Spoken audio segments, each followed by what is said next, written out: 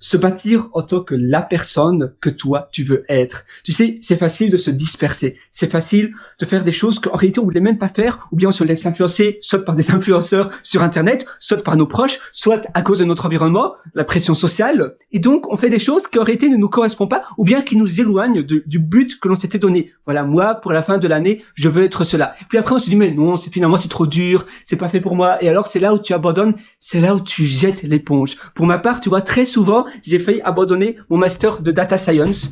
Donc, c'est un master de sciences de données. Et je me dis, mais non, mais parce que c'est dur, ça prend beaucoup de temps. Et je me dis, mais est-ce que ça vaut vraiment la peine, surtout de nos jours, avec tout ce qui se passe, avec l'intelligence artificielle, avec tous les changements de technologie. Donc, parfois, je suis devant un topic que je dois étudier.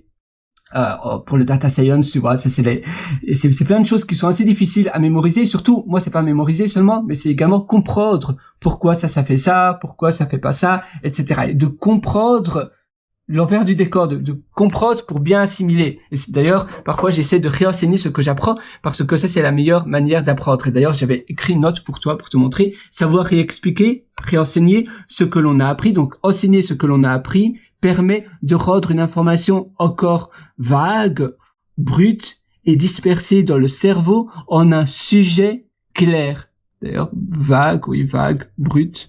C'est en format raw, en format brut. Cela permet au cerveau de faire un lien entre les anciennes informations assimilées, cumulées préalablement et les nouvelles informations et de les structurer, de structurer le flux d'informations appris. Et c'est vrai que ça change beaucoup. Quand tu réenseignes, moi, ça renforce et ça te permet donc d'assimiler tout ce que tu as appris, mais sur le long terme. Donc, quand tu restructures cette information, tu te dis, mais oui, reinforce, on appelle cela en anglais, et c'est quelque chose de très puissant. Mais en data science, ça prend beaucoup de temps si tu veux réenseigner tout cela. Et donc, j'ai failli très souvent jeter l'éponge, je me re-questionne, je me pose pas mal de questions. Et finalement, je me dis, mais non, voilà, je vais continuer. Je suis presque à la fin. J'y suis presque. Mais c'est facile de se dire, voilà, est-ce que je le fais ou pas? Et d'ailleurs, un master, je sais pas où tu habites, il y a des pays où les universités sont gratuites. Pour ma part, je suis en Australie et donc en Australie, c'est très cher. Et voilà, c'est pas mal d'économies, c'est pas mal d'argent, des dizaines, non pas de dizaines de milliers de dollars. Et c'est vrai que c'est un coût considérable. Un master, c'est 60 000. Attends, combien?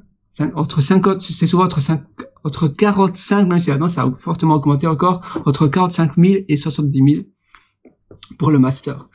Et c'est très cher et voilà, c'est un défi. Et tu te dis, mais cet argent, pourquoi? Pour un diplôme, simplement pour le diplôme. Donc, en effet, et ça dépend aussi de ton background, mais pour moi, c'est pas vraiment l'argent, mais c'est plus un défi personnel. Et c'était un engagement personnel que je me suis donné. Et donc, vu que c'est un engagement personnel, c'est une somme énorme d'argent, mais voilà, c'est un défi. Et donc, je me dis, voilà, j'y suis presque.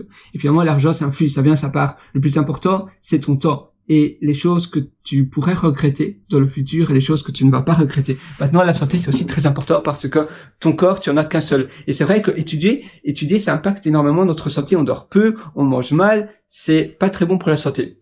Donc, il faut également privilégier notre santé et garder de bonnes habitudes.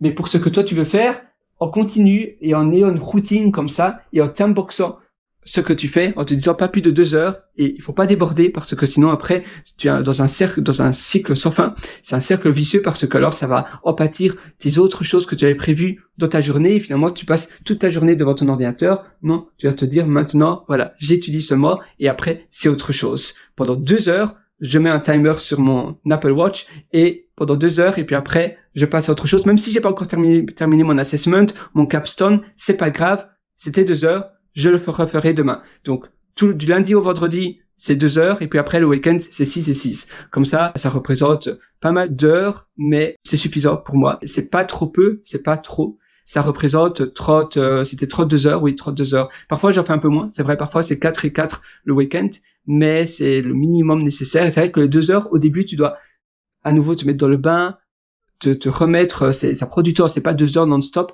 avant d'être dans le flow, avant d'être vraiment productif et de comprendre et de faire ton assessment, de faire ton capstone. Moi, je me focalise surtout d'abord avant tout sur les assessments, sur les capstones, même si parfois tu n'as pas encore l'accès disponible, mais c'est important. Et toi, qu'est-ce que tu veux faire aujourd'hui? Quelles sont tes priorités? J'ai aussi mon application MiSnap que je mets souvent à jour, tu vois, et c'est aussi une priorité